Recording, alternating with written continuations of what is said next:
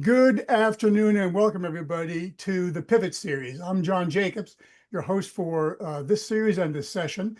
This series organized by the Northern Virginia Economic Development Alliance, NOVA EDA. The series was created to help particularly federal employees and government contractors and others impacted by the recent resizing of the federal government to navigate their next career move with direction and confidence. So that's what we're doing this series, and welcome to all of you, and thanks for joining us. We have an outstanding panel for you today for this session, which is actually a workshop rather than an episode of the Pivot, and it's entitled LinkedIn, Optimizing Your Profile and Boosting Your Visibility. A couple of quick housekeeping items for you there. We share the chat amongst everybody, and we really rely on sort of an interactive environment with you. So please use the chat. In my experience so far with the series, you formed a community of good folks, and you get a lot from the interaction with each other, but also with the panel. So please go ahead and use the chat. We can all see it, and we can comment on it as well. Separately, there's a Q&A button. So if you can, try to aim your questions for the panel at the Q&A. That said, we'll probably pick it up in the chat also. But if you can, it'd be great. So quick introductions to our outstanding panel today. Judy Schramm is the CEO of ProResource, Inc., a personal branding and LinkedIn marketing firm. Judy is one of the leading experts on executive LinkedIn branding. And I will say, because I read in your bio, Judy, one of the first 100,000 subscribers to LinkedIn, which is fantastic. Judy works with leaders across sectors to help them raise their visibility and tell their stories with impact. Sonny Levitt is a principal and executive career and leadership coach at Korn Ferry. Sonny brings deep expertise in helping people in career transitions find clarity, communicate their value, and build their presence with confidence. Brenden Wright is vice president of global talent acquisition at Veeco. Veeco is a semiconductor manufacturer. Brenden is a recruiting leader who knows exactly what hiring managers are looking for on LinkedIn and what they're not looking for as well. So welcome to the panel. Welcome again to our audience. Thanks so much for joining us today. Let me begin with a baseline question, if I may, and I'll maybe ask Judy to respond first, but I asked all three of you to kick in on this. Why is LinkedIn especially important right now for professionals in transition, but particularly for federal employees and government contractors? So maybe Judy, if you could reply first. Sure. So LinkedIn is an amazingly powerful tool that basically puts the world at your fingertips, and it's absolutely free. It does three really powerful things for you. First of all, it makes you findable. There are so many jobs, hundreds, thousands of jobs out there where they are looking for someone like you. And if you are active, if you're visible on LinkedIn, people can find you. Second of all, it gives you the opportunity to stay in touch with your network. And if you've were one of the people who is laid off and all of a sudden your access was cut off, I've talked to a lot of people who are like, how do I stay in touch with these people who I've worked with for years and really care deeply about? And LinkedIn allows you to do that. It also allows them to keep up with you so that they can find you and refer job opportunities to you. And then finally, it gives you a way to research organizations that you are thinking about working for. There is just so much rich information. You can see who you'd be working with. You can see what the organization is up to. It's a wealth of information right there. Great. Sonny, you have thoughts on this? Yeah, no, I think Judy, you touched on four really fantastic points. I just want to drive home that I think it's crucial today to have an effective and compelling LinkedIn profile because it's representing you within your business social network. So if you have recently lost your job, this is the perfect time to refresh and refine your LinkedIn profile so that it's representing not only who you are and what you do, but what you want to do next.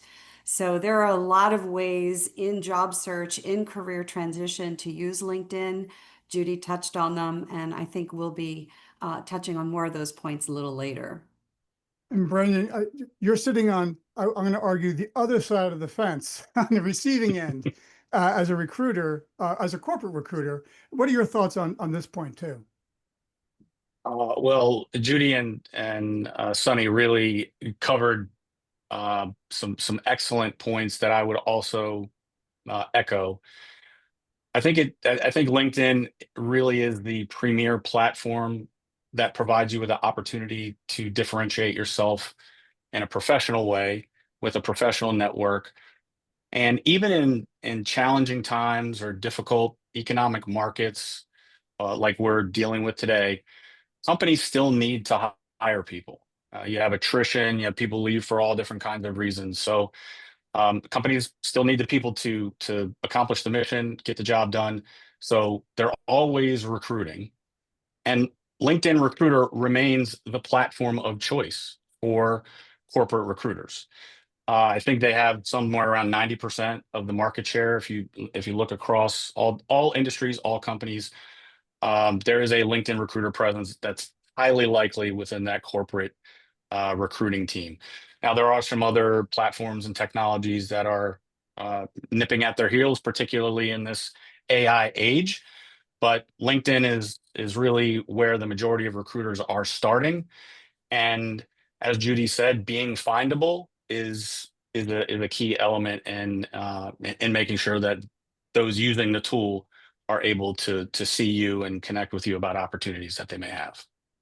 That's great. A lot of the folks on this workshop in the audience are, pivoting from not only their jobs per se, but also to frankly career, a complete 90-degree turn.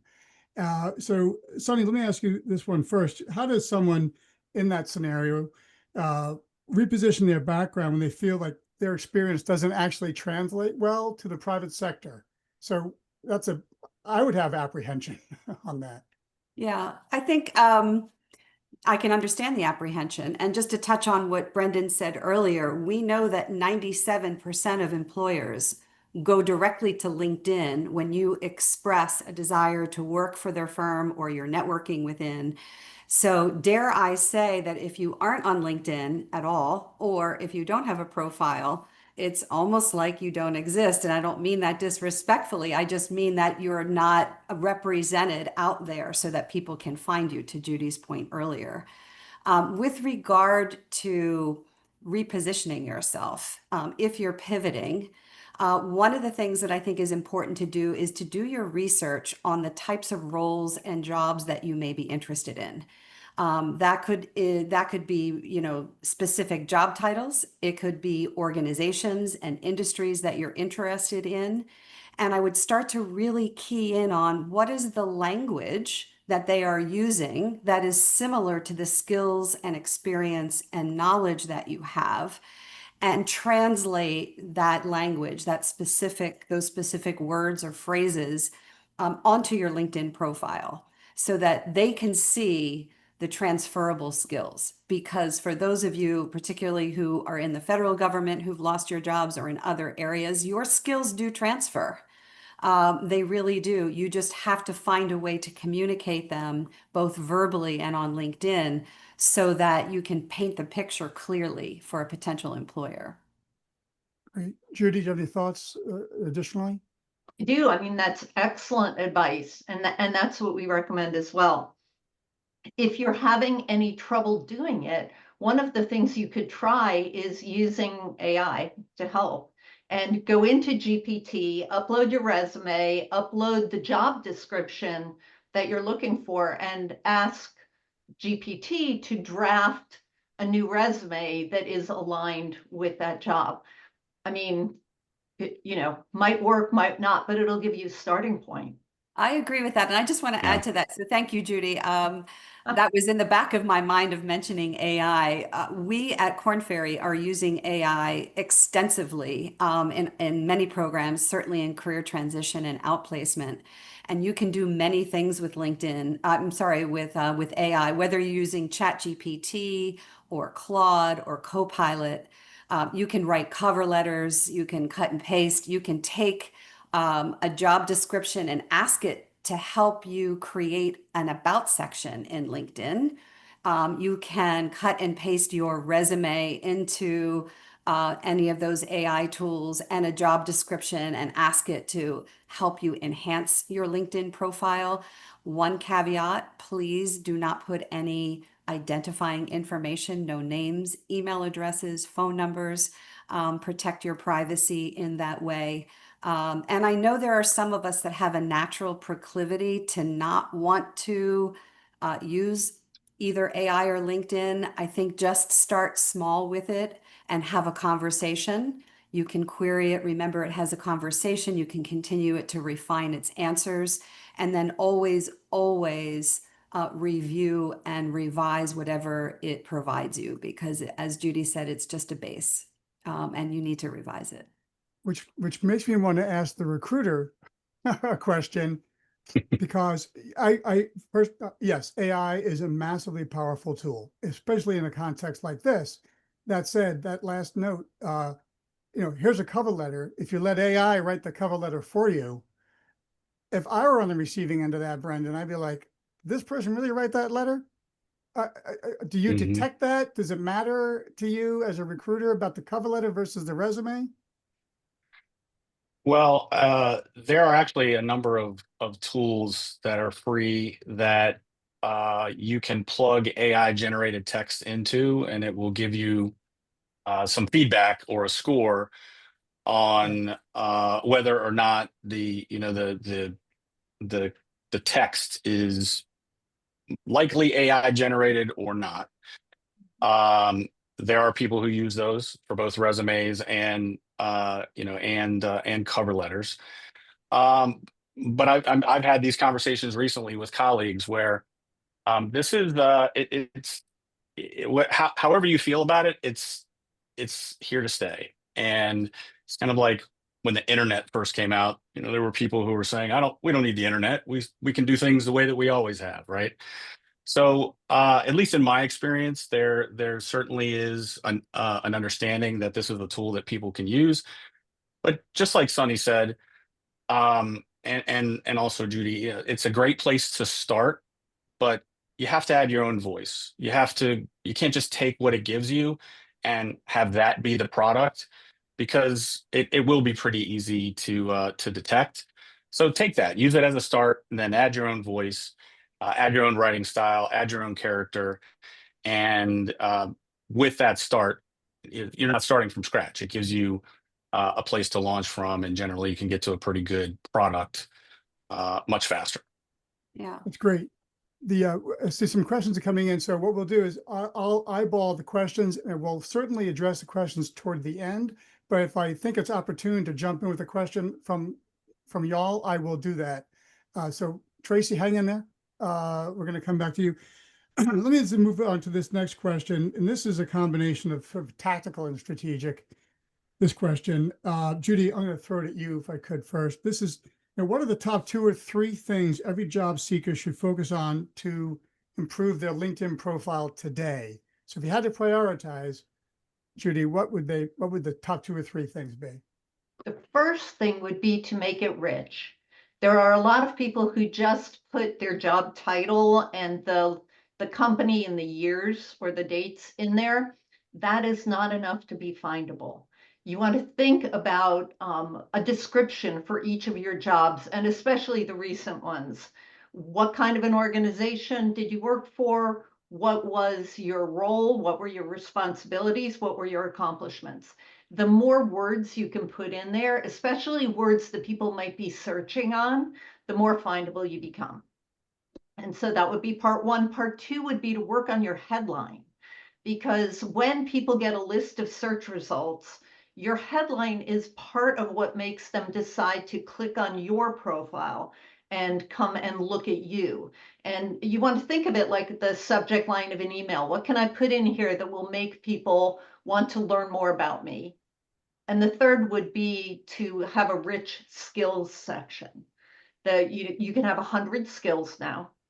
And the richer you make that, the more findable you become. Great. Sunny, any thoughts there? Yeah, I think those are really great points. I'll expound a little bit on the skills section. LinkedIn recently, I think in the last couple of years, allowed you to add skills at the bottom of your about section and after each experience that you have in your professional experience section. When you add those skills in those areas, they will automatically show up on your main page, no matter how rich and how full your profile is. So, and I think those are skills that should be your top 4 or 5. Have them there. It's very easy for someone to scan your profile and see those skills. I also think that it's important how you follow companies. I think following companies that you are interested in, this is a good way to show your interest in them. You will likely get their posts in your news feed, and then you can comment and post and repost. So I think following companies, following leaders is really important. Also, if you have any kind of media or publications, you can upload those under your experience section. So there's a multimedia place where you can upload articles and publications and videos that are professional, and anything along those lines that will build out your brand. Brenden, anything to add on there? Or? Well, they covered a lot of Yeah, of they exactly covered the turf, what huh? I would have said. I would just say maybe, you know, maybe this is less of a tactical thing and maybe more of a of a mindset consideration. And you know, one thing to kind of think about is that we like to see LinkedIn profiles be more of a supplement to your resume rather than a carbon copy of the resume. And with the different sections, with the different skill, the way that you can list your skills, and the headline, the things that Judy talked about, you have an opportunity to sort of showcase more of who you are and what you care about rather than just what might be on your resume. So it's more thinking of it a little bit more broadly than just like, I'll just copy the sections out of my resume and paste them, you know, paste them here. And that We, you're good. well, no, we You just gonna got say? that question, which is Yeah. awesome that you Oh, addressed okay, it. awesome. Yeah. Great, great. And then, you know, the other thing is that this is not a one and done, like I'm gonna do this one time and then I'm done with this. Like your LinkedIn profile needs regular care and feeding as you do things, as you publish things, or as you find things that are interesting to you. You're going to continue to update and you're going to continue to refine it. And it's just getting in that mindset that this is a supplement to my actual resume, and I'm always going to be updating it and trying to make it better. One other thing that I will add on to what Sunny shared about following companies, following leaders of companies, is based on your level of comfort and the kinds of content that the company or the leader in that company may be sharing. I mean, that's also an opportunity for you to engage. And engaging can take many different forms. We'll talk a little bit about that later, but you know, commenting on these posts, adding your own insight, your own take, that kind of thing. But engaging with that company content is just another layer on top of just following and seeing, and start to contribute to that community. It's interesting. We talked about this. I wrote down the hierarchy of engagement on LinkedIn as a reminder to me, because we were in prep to the audience. We in prep session yesterday. This came up, and I'm confused over, you know, if I like versus I comment, or if I forward, what's it called, resend or repost. Repost. Yeah. So we're going to get into that because I got a lot of questions. What are the big boo-boos on LinkedIn? And I'll step back and say online personal executive branding, your professional branding. What are the big boo-boos? Yeah. Let's pick on Sunny first. Yeah, I love this this question because I think there are common mistakes that are made. And I think one is more strategic, and that is not being intentional about what you're putting on your profile and how you're utilizing LinkedIn. I think it's really important to understand that what you put on LinkedIn in your profile and all the activity that you are doing is representing you as a leader, as a professional. And so I would take a step back and figure out what is it that you want to convey on LinkedIn about who you are, what you do well, and how you want to contribute from a business standpoint.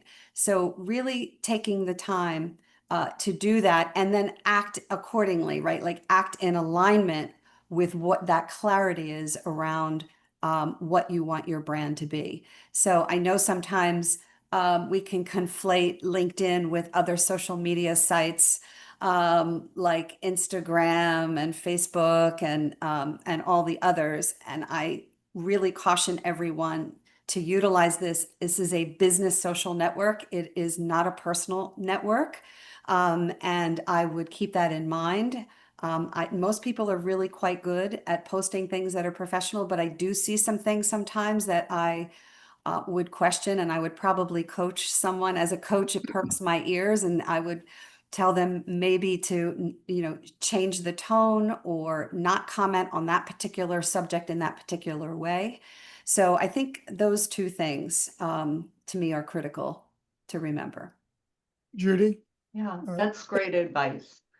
I would suggest one thing with regard to what you make visible to people. You need to make your headshot visible to everyone. Even if you're security conscious and you're in the IC, you want your face to be visible. People are going to if you don't have your face visible, people are going to think that you're out of touch, that you don't know how LinkedIn works, you don't know how job seeking works. So you need to be out there and visible. And the second thing would be along the lines that Sunny was saying, don't complain. If you are out there ranting, or you are talking about how hard it is to find a job, or you are complaining about the organization you used to work for, does not reflect well on you. Yeah, we're getting some interesting questions. I was just going to go to a couple of them briefly. One is Tracy asked about LinkedIn fatigue. Feel saturated with information from people looking for work. How can we tailor our view for specific uses, i.e., finding a job or networking in a specific sector? Who wants to take that question? Because there is a heck of a lot of activity on LinkedIn, Lord knows. And it relates to the next question as well. It's 5 hours after a posting, there are 90 to 100 applicants. So let me see, Brenden, I'm going to pick on you to address the LinkedIn fatigue question maybe first. Well, I'm a control what you can kind of, that's the view that I kind of take. So how people might perceive the activity, as long as, we've been using this word intentionality or being intentional. We, as the recruiters in companies, we get messages from people all the time, and we actually do our very best to try to respond to all of them.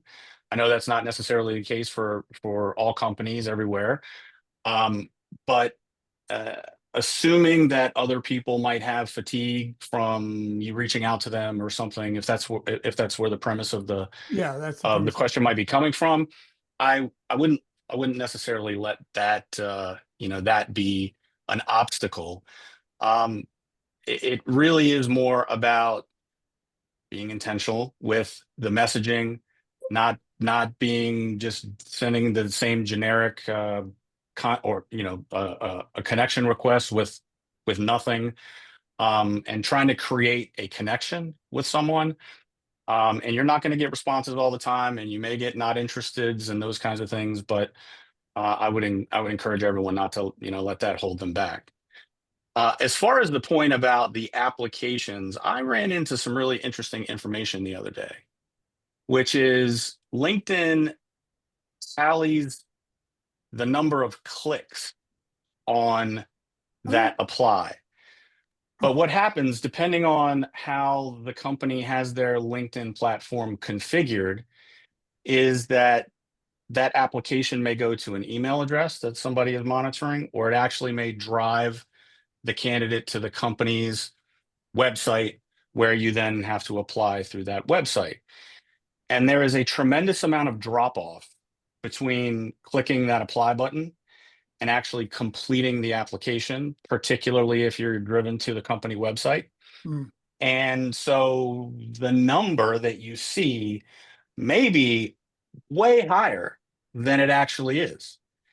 And I would, again, don't get discouraged by that. If that's a job that you're really interested in, go through the process, put in your application, do the research that Judy mentioned earlier about, or Sonny, I can't remember who mentioned it. Somebody did, about doing the research on the company, find out who the people are that might be hiring for that position, follow up with them. But when a job is posted and a few hours later it's got 100 applicants, it doesn't mean that actually 100 people have completed the application process. It only means 100 people clicked on that That's very link. helpful. Yeah, and I'll add to that. There are, from my understanding, there are bots and programs that will mass apply for people. And so my understanding is that they will apply to things that maybe they're not quite qualified for. So I would hold that number very lightly, very lightly. And here's Yes. another Yeah. mind shift. Assume that a lot of people are applying, but don't let it stop you. If it's a role you want, if it's a role you think you would enjoy and that you could contribute to, apply for it, and then utilize LinkedIn to try to connect to the hiring manager, to other people in the organization, follow the company, maybe try and find the recruiter. Don't let these numbers deter you. Yeah. There's hope. There's other things that you can do other than just strictly apply. There's a question that relates to the next question I wrote down, which there was a question from the audience regarding skills and headlines. So I want to, so one question was, where's the skills section? I think Sonny, your point was it's both it's at the top below the about section, Judy, I think it is, but also it's within each role, right? It's within each job experience. Now your skills can be relevant to the job experience you've had specifically. I think that's how that works. Yeah, I think what you can do is when you go in to edit any job where you put your title and you add the company, if you scroll all the way down before you save it, you'll see it says add skills, and it's a drop down box. Okay. So you add it and then you find the skill that's appropriate to you, right? So if you're a public relations manager, you would type in public relations and there'll be all kinds of different drop downs, and then that'll be added. Right. And you can, when you're in the skills section, it will also ask you what jobs did you apply this skill in, and you can choose there. Oh, is that right? Yeah. Judy, And you can also reorder your skills in orders of importance. There's a way to go in there to reorder them. If you have 52 skills, you might have a skill at the top that you did 10 years ago, and you can reorder all of them and you can rank order them. Yeah, don't leave Microsoft Office at the top. Yeah, exactly. As important as it is. Exactly. Let me throw this one at you. And I struggle with this too. The headline and the about section proper. In my people, especially those who are making a pivot, what do they write? So they don't write just, I was director of the boppity boo, right? You have to have, let's talk first about the headline. Judy, what are we trying to do in the headline? You're trying to tell people they're in the right place when they're looking for someone like you. So you want to have not just your title and the organization or the title that you want in your new role if you're pivoting, but you want to talk about how you help people. Like, what did you do that has an impact? How do you improve the organization? And I will just say that on my company's website, we have lists of excellent LinkedIn profiles. If you go to the resources tab, you can see hundreds of excellent headlines and get a lot of ideas there. And just related to that, the about section, and just to the audience, here's my struggle. And I kind of split this. If you look at my about section, I have this very corporate bippity bop bop bop in the beginning. Then I said, then I get my personality comes out a bit in the second paragraph, and I talk about an experience I had with a British colleague of mine who, and this I still laugh. He called me. He said, "I communicate with the efficiency of a North American," which was fantastic. I still laugh at that. We're still friends. And true. And true. But how much does one personality should come out in the about section versus corporate speak? Now, whoever wants to. I'll just say we like to tell a story there. So you can help people understand where you're coming from and where you're going and why that matters to you. Tell the story. Yeah. I'd love to hear Brendan's point of view from a recruiter, like when you look at an about section. Well, I love what Judy just said, and it's really it goes along with your profile being a supplement too, and as it pertains to pivoting, this is an opportunity really to not necessarily get into the why, but more how this presents an opportunity for you to apply what skills you have and what you're really interested in a new way to help somebody else do great things. Mhm. And being able to have a narrative there is really powerful. The other thing that I'll mention, and you know, I was going to touch on this a little bit later, but now is a good time as well. Yeah. Is that for good or bad, our attention spans are really short these days. And with really any communication, the first thing you do is to consider the audience. And the audience is going to be people who are either forced to read through lots and lots and lots of text that takes time, or the audience is going to be able to see things that jump right off the page. And much like the appetizer in the restaurant that just gets you hungry and makes you want more, when you think about your headline and your about section as that's the purpose, like you want to hook people and get them to spend more time there, and you can do that through stories or being very specific about this is what I do, this is how I help, this is, you know, very clear, creates both areas, the headline and the about section, and stop the scroll, or, you know, makes me swipe right, or what, you know, whatever the terminology is. Right. So that, you know, I stick around and I actually spend more time there than maybe I otherwise would. Yeah. I love that, Brenden. I think you touched on so many important things. The other thing is make it authentic to you. Make it Yes. authentic. The voice Yes. you are telling the about section is your story. And as Brenden said so eloquently, if you are pivoting different roles, different jobs, or different industries, this is the story around that you can tell right there about where your background would fit what you want to do next. Then you can add skills at the bottom. But the voice in which you do it needs to be authentic to you. If you are more familiar with people as a leader, someone in the workplace, then maybe you are a little bit more familiar. If you err on the side of being a little more formal and want it a little bit more like a bio, I would say be authentic to you, because you have to be comfortable with what you're putting out there within the bounds of, you know, decorum and so forth. But yeah, make that story palpable and make, as Brenden said, make people want to keep reading your profile. Right. Let me add a tiny tactical thing, which is make it easy to skim.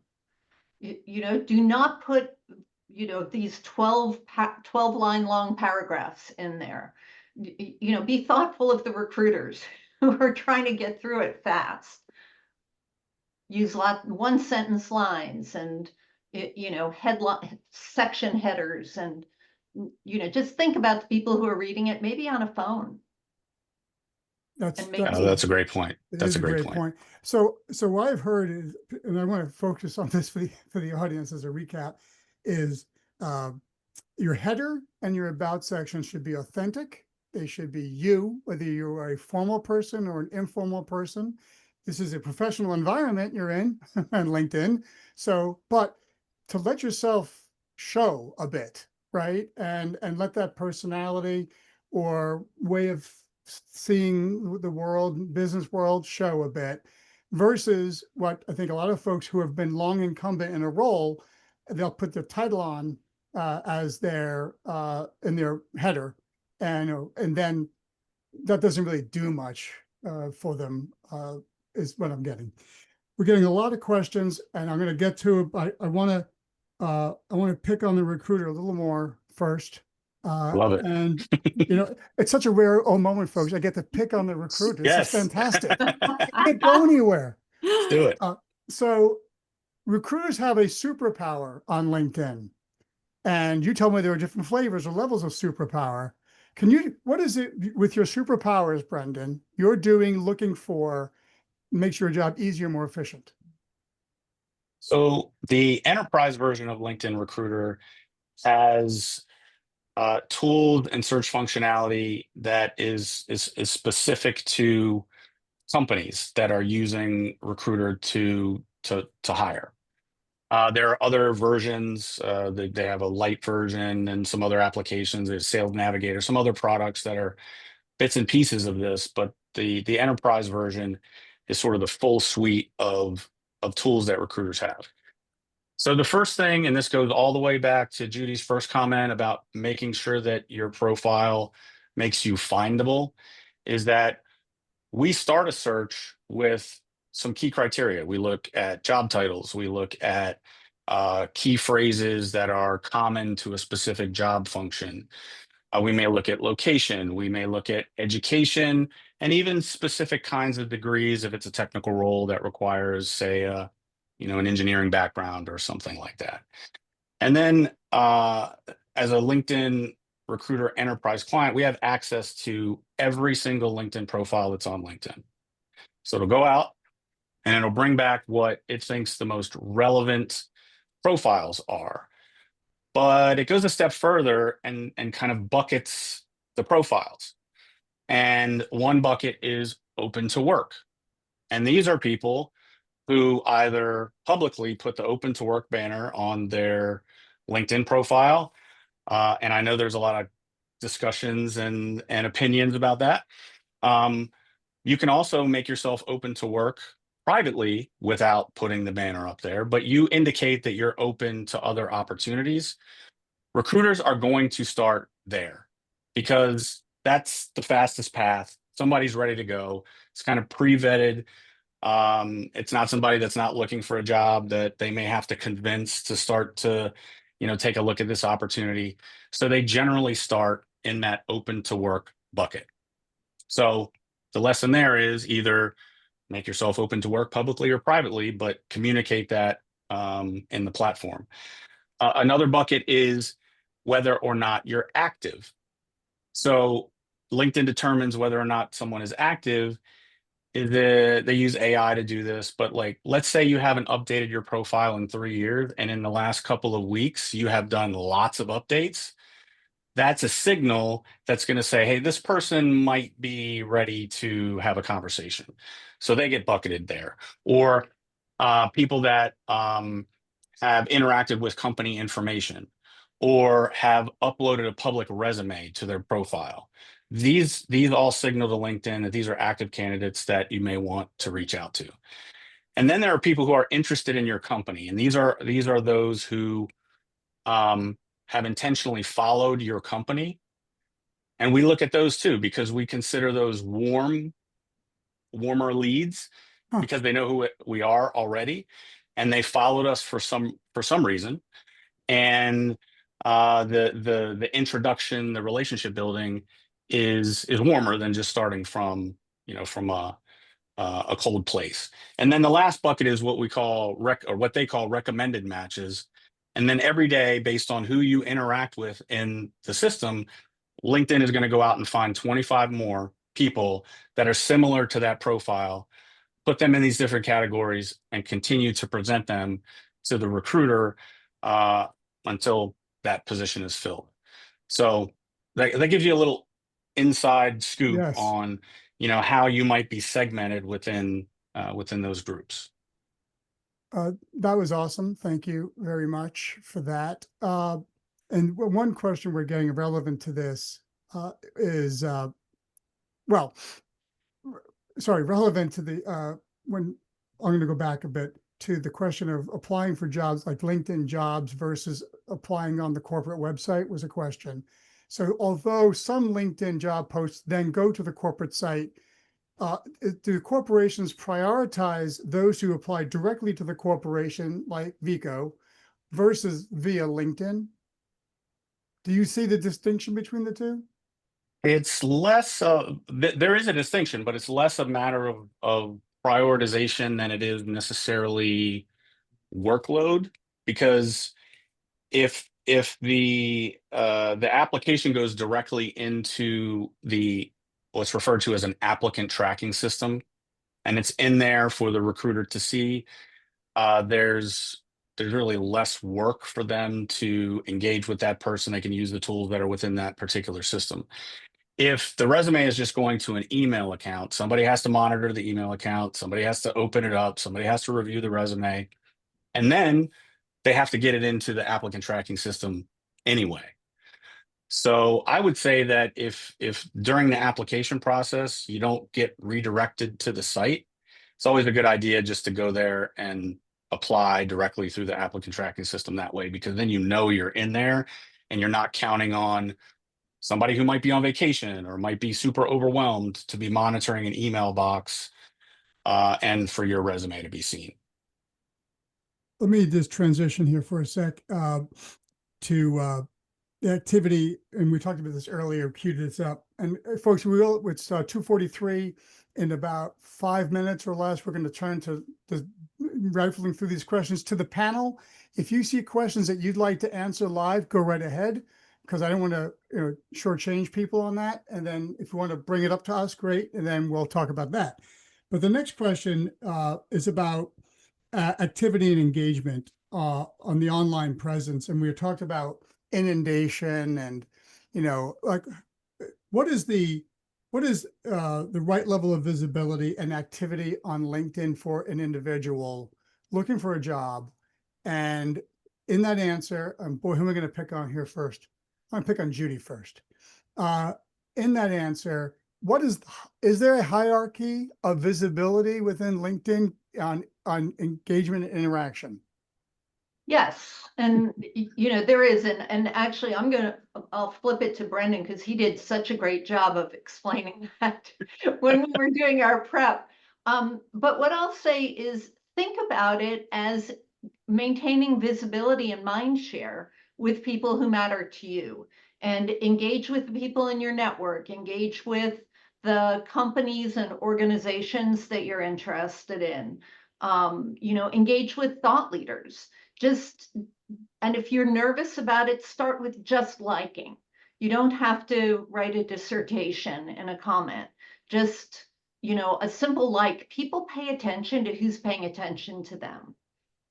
Just simple engagement takes you far. Sure.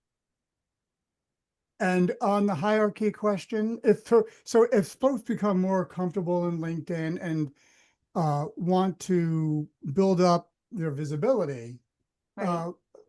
is there a formula or so to build that? The shortest shortcut is to find people who have built a large audience on LinkedIn, who post actively with meaningful content, and whose audience is engaged with their content. So when they post something, they get, 50 comments and hundreds of likes, and then go engage with those people. That will give you visibility, not just to the person who posted, but also to some number of the people who are following them.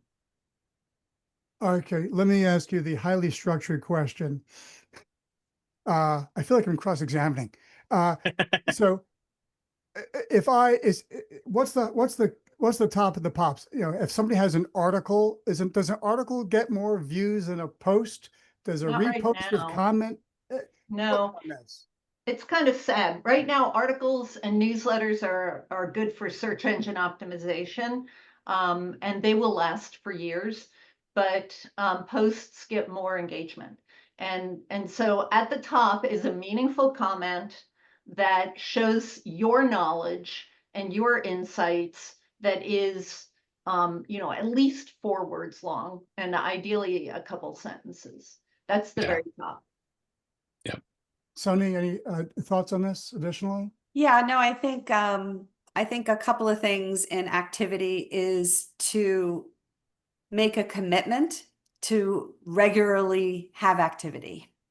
So if you are in job search, my suggestions are to maybe once a week, twice a week, once a month, set a regular cadence, either to, as Judy said earlier, is just to like something, which will go into your activity on your main page. You can repost something without comments. You can repost something with comments. As Judy said, that's probably the optimal way.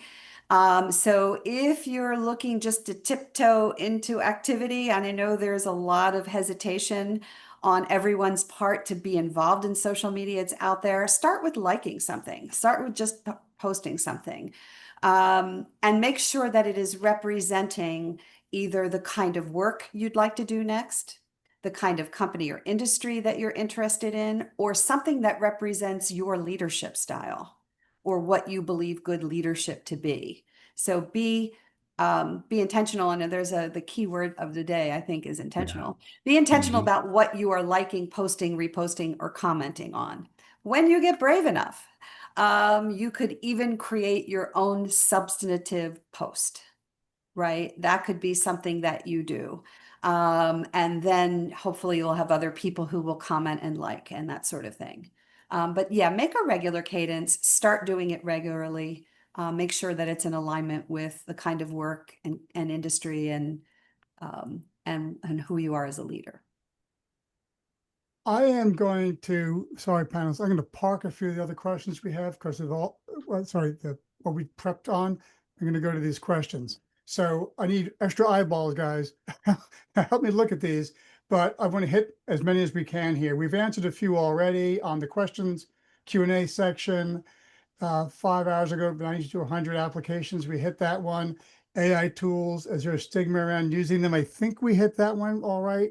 Can it hurt a candidate's chances using AI tools? I think the answer is no, but be authentic, and it's your document, it's your product, not ChatGPT's. But my answer, sorry, it would be sure, use it. It's a known tool, as Brenden said. The only thing I would add to that, John, is, and unfortunately we've seen an uptick in this, is don't use AI during a live interview. It's super easy to tell when that's happening. People are trying it. That would be like a no-go. So if you think you're going to have a screen up and have it listening to the question and you're looking over here to get the answer, like it's really easy to detect. So I would not use it there. But everywhere else we've talked about is certainly good to go. Agreed. Yeah, that's important. I hadn't thought of that. Here's a great one. Having a professional break due to relocation to a new country or the impact of COVID. Should I mention this as a career break in a career break section on my LinkedIn or in my CV, my resume? So let's say John wanted to go take 6 months off and sail the East Coast because I needed a break. Do I excuse that away? Do I talk about that on my LinkedIn or frankly in my resume? Judy, I'm going to throw it at you first. I would, if you think people are going to ask about it. 6 months you could finesse, but if you're, if it was close to a year or more than a year, then I would explain it. There are a lot of people who will ask you about that who'll be jealous. It's not necessarily a negative thing, right? No, it's not. Possession. Yeah. Right. And yeah, and I'm seeing that more as cachet now for senior leaders, particularly to take time off. They're even asking each other, aren't you going to take time off in between? Gone are the days, 10, 15, 20 years ago where it was seen as, what's going on? This person doesn't have a break. I have a different viewpoint. My viewpoint is, if it's 3 or more years, I might explain that, but I wouldn't at that stage on my resume or on LinkedIn. You will be asked about it. I'm sure, Brenden, you're going to chime in and you're going to ask where's the gap and what was going on with the gap. I'm just not of a mind that you should advertise that it was a gap. Not because there's anything wrong with it, but because it gives you the opportunity to explain it verbally if you're asked, rather than figuring out how to explain it. Because people do lots of different things during breaks in between their career. You could also, if you wanted to, put it in the about section that you took the break as an explanation of where you are and where you want to go. So, Brenden, I'd love to hear your thoughts, because I have a feeling Yeah. Well, we definitely like to know, but things have changed over the decades that I've been doing this, where there's a lot more understanding and latitude. Different economic situations have happened. COVID has happened. Lots of really great people have decided to take breaks to take care of family, or maybe it wasn't their choice because of some COVID related thing, or like we're talking about now. Right. So we do like to talk about these things. And I encourage people to think about them as actually, yes, it might have been a career break, but just to use John's example, sailing anywhere by yourself. I mean, what does that say about you? Like, what skills do you need to be able to do that? What sort of resiliency? What sort of problem solving? What sort of attention to detail? What sort of risk tolerance do you have to undertake something like that?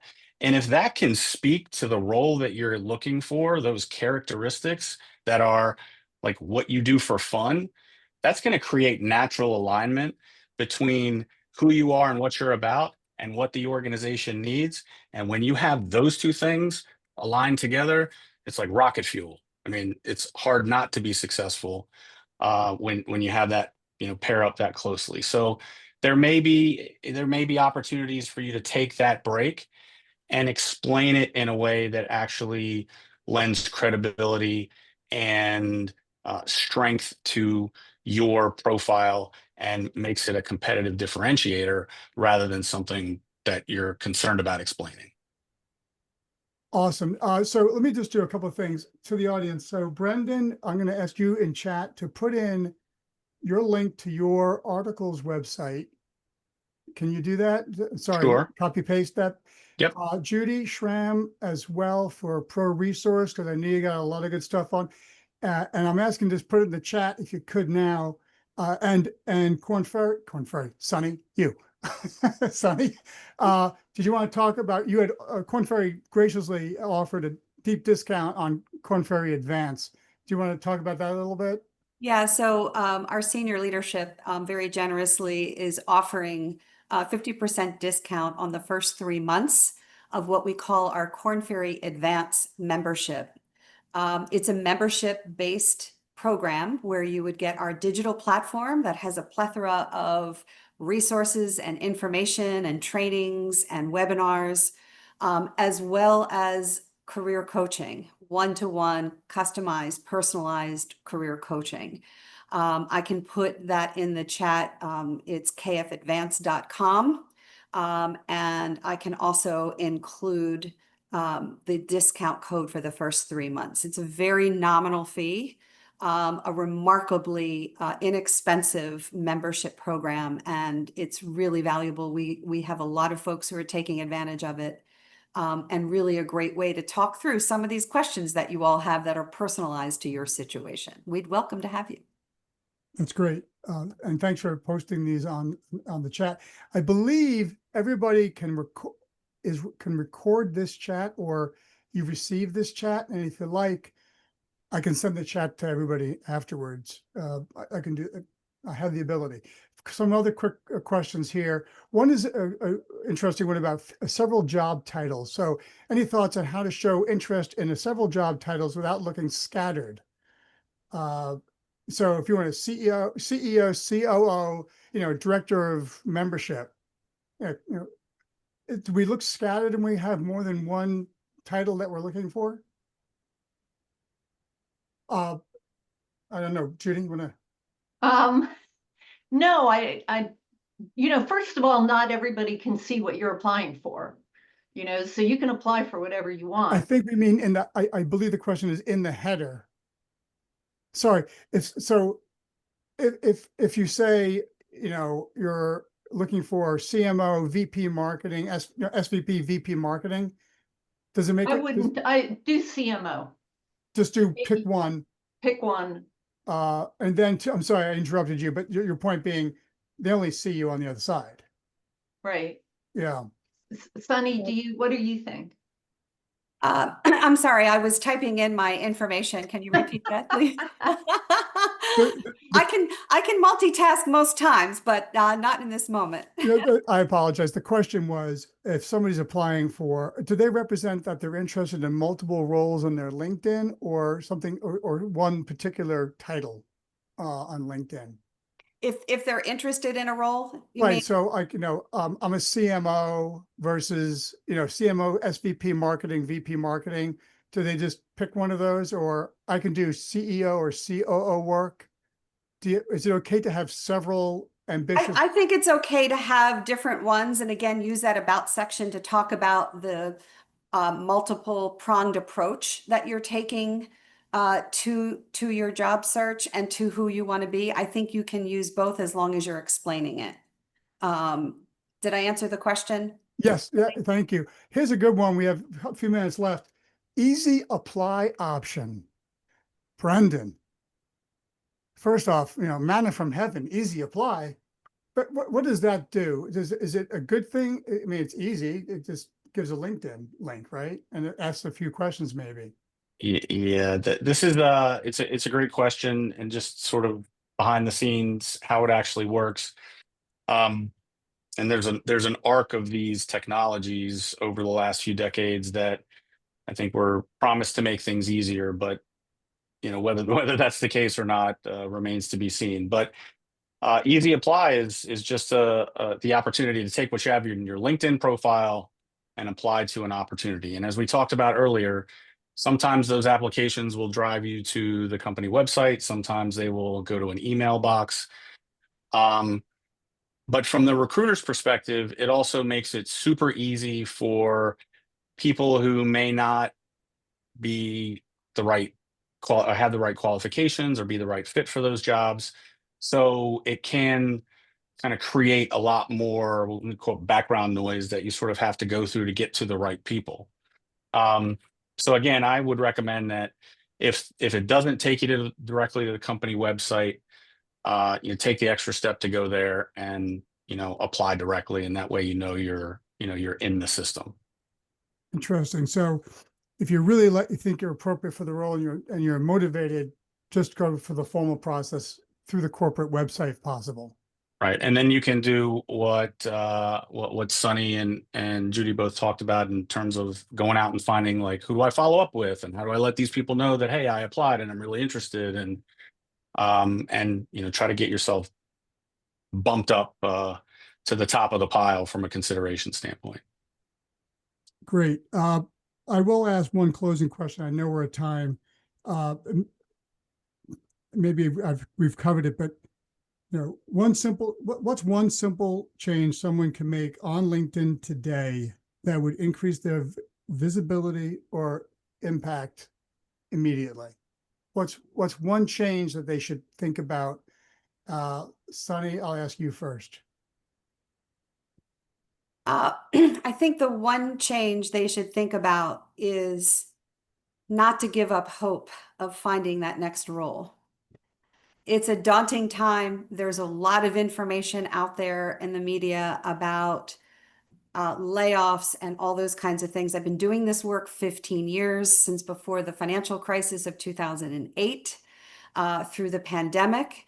And I can tell you that when a company has a need, they have a need. Just keep going, set goals each day towards your job search, and don't give up. Your next job is around the corner. Judy. This is more tactical. That's a great strategic advice. But when I do LinkedIn training, the one thing that I see everybody in the audience doing while I'm talking about it is adding a header background graphic. And I'll just say, go look at John's profile if you want an example. He has a beautiful shot of Washington, D.C. It adds so much polish to your profile, and it takes a minute. Well, thank you. And Brenden. Well, it's hard to follow that advice from Sonny and Judy. I would just say start. It's just like anything. If you want to, if you're not a runner and you want to be able to run a mile, you got to start by running a few hundred yards. Just start, have discipline, set a schedule, do it every day, make it achievable. And the next thing you know, you're going to find yourself more comfortable engaging. You're going to be more comfortable understanding where all the features are. You're going to know where the header image is because you're just doing it more. And then the next thing you know, somebody's going to ask you for advice, and then you're going to be like, oh, I did this and that. But it all starts with starting and just going out there, liking your first few posts. When you feel comfortable there, comment on a few, and just build up your confidence, and you'll be a pro in no time. Great words to end on. Thank you to the panel. Thank you to the audience for joining us. Our next session is also a workshop August 5th regarding resumes and optimizing your resume, the sister of LinkedIn. So thank you all very much for joining us. Have a great rest of your day. Take care. Thank you. Bye. See you now.